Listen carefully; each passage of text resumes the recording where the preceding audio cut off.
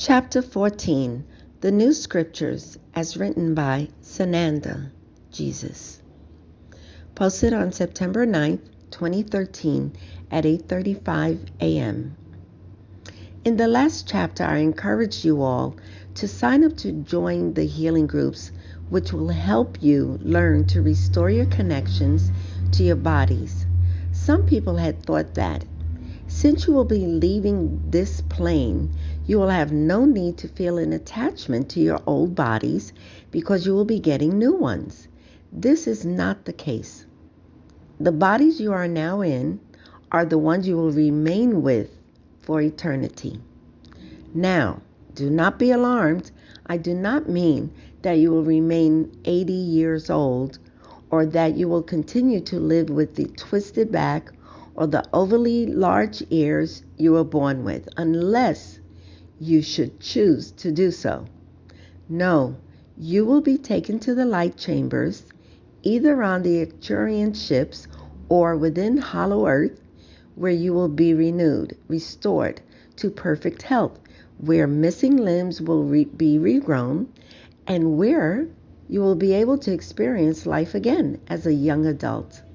Most choose an age around 25 or 30 years old in Earth time, but there are no hard and fast rules about those things. You may choose your height, your shape, your coloring, and your facial features. Many will want to keep something of the way they look now in order to be familiar to those who may still remain in lower dimensions. It will be helpful for them to relate to you if there are at least some similarities to the person you were. However, this is a matter of personal preference. Your soul energy will be recognizable to anyone who has known you in this life. We each carry a particular signature energy, your essence, which is a combination of your thoughts, feelings, and physical presence, as no two beings are alike. So, you see, no one will be left behind because you will be able to return to Earth if you wish to help those who have not yet absorbed the lesson on hand, which everyone must eventually make the transition to the fifth dimension, and the sooner they do so, the better. Meanwhile, Mother Earth will hold herself with the help of a powerful galactic presence in such a way as to allow those who are still in the third dimension to continue in that way until they have ascended. As many of you have understood, it is a matter of cosmic law that nothing remains static. All energy in the universe is in motion. Therefore, it will not be possible for Mother Earth to remain in this holding pattern indefinitely.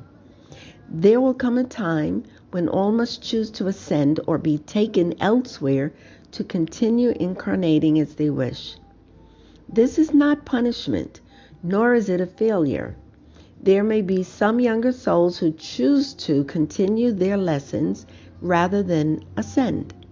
This is the individual choice made between the higher self and God.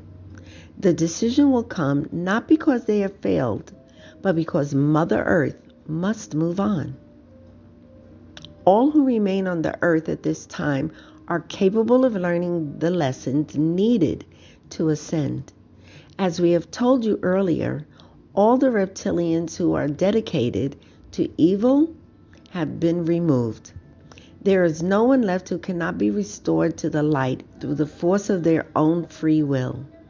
There may be some remaining who have been so steeped in the dark practices of the cabal that they are reluctant to give up on their promise or having power over others, but their wishes will not come true in the new golden age. The balance has already tipped, dear ones. The light is increasingly on the planet by the minute, and you are responsible for its power. You have created a network of beacons which will shine out across the land, drawing others to your side, and with them come others. The waves of individuals moving forward to ascension. And ascension will become so visible and so compelling that there will be a tipping point. As soon as everyone knows of several people who have left and come back healthy, happy, and young, their glowing presence among them is apparent to all. Everyone will begin to work in earnest to raise their vibration. There will be tutors, mentors, classrooms, and gatherings, places for all to study, raising your vibration. There will be our radio shows, Healing for Ascensions, and others will be teaching special energy techniques. Catherine will be traveling across the land to teach visual centering to large groups who will begin to balance and center themselves for the last push towards their graduation. It will be a glorious time and a very busy time for all. Fortunately, by their own time, there will be funds to support all who wish to study, and no one will be left out for lack of money to pay for the classes. As more and more people read the messages from Mother, Father, God, which she called When God Pinched My Toe, and Catherine's Ascension Manual, Who Needs Light?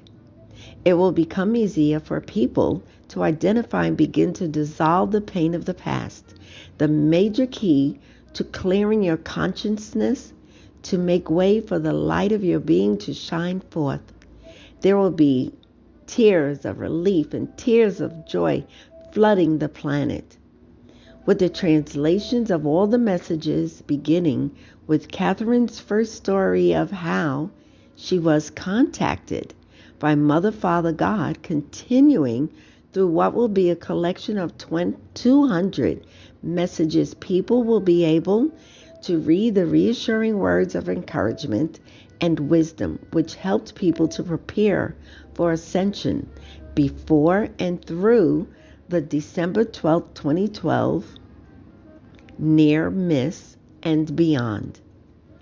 Yes, it was a near miss because so many of you were ready to ascend, but so many still were not. The tipping point was nearly reached then. But it is not such an unfortunate thing that it could not unfold fully at that time.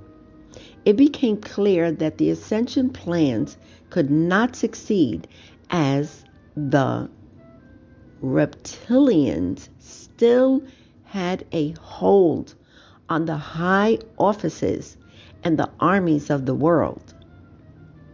The light which was generated during those days overwhelmed the fear mongers who tried to promote ideas of global disaster. Their efforts did not succeed. You were not aware of it at the time, but your great efforts at raising your vibration completely neutralized the dark energies and profoundly affected those reptilians who are inhabiting human bodies. It was the beginning of the shift toward recovery and the restoration of their DNA, which had been suppressed by so many thousands of years ago. Because of your efforts during those months, nearly 1 million souls were saved.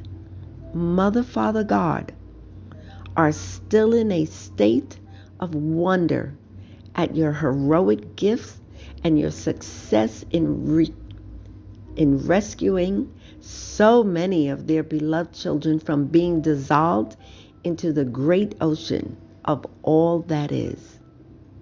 They are experiencing a period of mourning, for they love all their children, and it was painful for them to lose even one of them to darkness. But this was a course mitigated by so many of the joy of welcoming back so many who now have the opportunity to begin anew.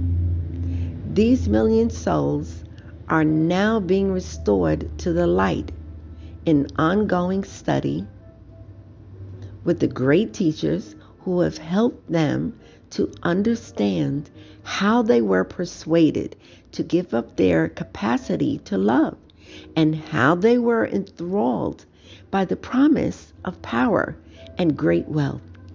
It is a process similar to what you might call rehab. These same masters who are helping them will be available to those among you who are having difficulty learning to relinquish all attraction to addiction, destructiveness, and violence. Now, let us discuss the world around you. There are many elements which remain from the thousands of years of reptilian influence, especially in your hierarchical organizations, corporations, political parties, educational institutions, and so forth. Think of the unpleasant encounters you have suffered in the last month. Most of them probably occurred in the context where there was no real personal contact or where the structure itself provides anonymity. The man who responds with violence in an incident on the highway would more likely to respond with nothing more than a grumpy, "Watch it," if you bumped into him on a sidewalk. A boss who is rude to his employees under the protection of a corporate structure is less likely to do so when his own evaluation is being overseen by his boss. The layers of hierarchical structure especially provide isolation and anonymity for those at the top.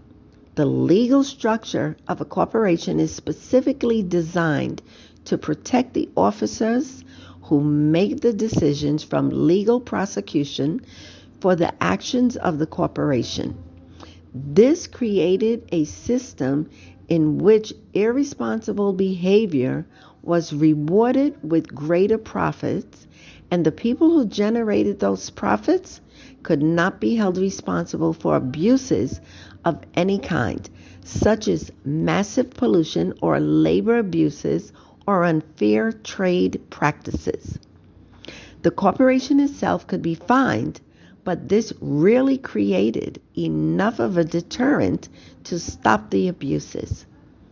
It did encourage greater secrecy, and so clever and intricate accounting practices and shadow ownership arrangements became the favorite ploy for companies which wished to continue their unfair and immoral practices. All this is coming to a grinding halt. A sudden shift in the playing field has created a firestorm of panic in the ranks of the cabal, where the minions have also been provided at least the illusion of the protection as long as their bosses did not turn on them. The reptilian bosses are suddenly gone, but the structure remains, and there are still human wannabe trainees who would have been eager to take over were it not for the out of left field papal decree. The full impact of this remarkable act of courage on the part of the Pope Francis has not yet begun to be felt, although the first sign that the rats are leaving the ship is the impressive number of resignations which has begun to be transcended by people in high office, effective September 1st, 2013. This date is the deadline stated in the Papal Decree, which declares that any individual who has worked in capacity under the auspices of the Holy See will not henceforth be deprived of immunity in any legal proceedings and will be open to prosecution for crimes against humanity. This is a simplified description of the import this decree carries. I recommend that you read the decree in its entirety. Along with this analysis, which makes it clearer on the website freedomclubusa.com. While it may seem at first glance that this is no concern to anyone that employees of the Vatican, it is not so.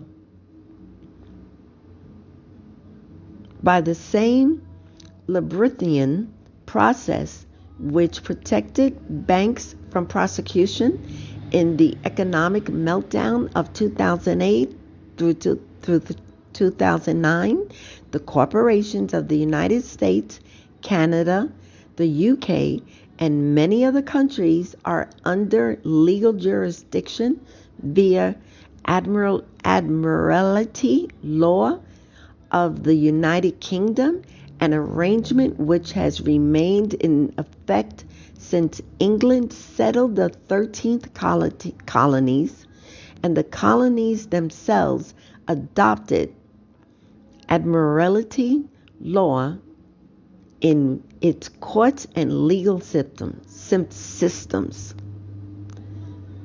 These laws remain in effect to this day, including the decree which ceded ownership of all lands to be settled in the New World to the Virginia Company, a British company. In turn, the UK is controlled by the Vatican, a matter of some secrecy and discomfort, but well known by those in power. This situation remains in effect from the time of the Norman invasion in 1066 AD. It has been allowed to continue by agreement of the royal family for purposes of controlling great sources of power and wealth through the very unholy alliances. The implications are even more far-reaching. Why would Ben Bernanke, the chairman of the Federal Reserve Bank and one of the most powerful men in the world, suddenly resign? Because corporations will no longer offer immunity to their executives. And Janet Napolitano, head of Homeland Security for the U.S., because the United States is a corporation under Admiralty law and are the towns, cities, and states in the most of the United States. And so the plot begins to unravel. It is a delicious irony, is it not, that the towers of wealth and power will be toppled by the one who had been most unlikely to have done so? It never occurred to anyone in the past 1,000 years that the Pope himself would pull the string which would bring the house of cards to the ground. He sounded the death knell on his first day in office when he said, "This shall be a poor church for poor people." And so it shall be. And so you see, beloved ones, The light will enter at last into the halls of justice, and the people will be given back the power of govern themselves as inspired lawyers, politicians who truly wish to serve the best interests of the people, and community leaders will join forces to quickly bring down the dark matrix which has controlled every aspect of life, even as people labored under the propaganda which convinced them they were free. Sensitive and good people have always felt there was a dark hand of control guiding the travesties they saw in their lives. Now it will begin revealing that the conspiracy they suspected was far more reaching than anyone could have imagined. It is truly a Machiavellian plot which will unravel before your eyes. Leaders who were revered will be sent to jail, while some who were reveled will come forward to assist the new world in its birth. It will be exciting. It will be exhilarating, new beginning, one in which every individual will find his or her path and will bring forth their own brilliance and creativity to the table as new structures, systems will be built which will truly allow every individual to bring out their truly wondrous nature in the light of love, justice, harmony, compassion, and true freedom. I look forward to these joyful days with you. Your brother in freedom, Sananda, Jesus. Transcribed by Catherine E. May, September 1st, 2013, 10 p.m. www.honeedslight.org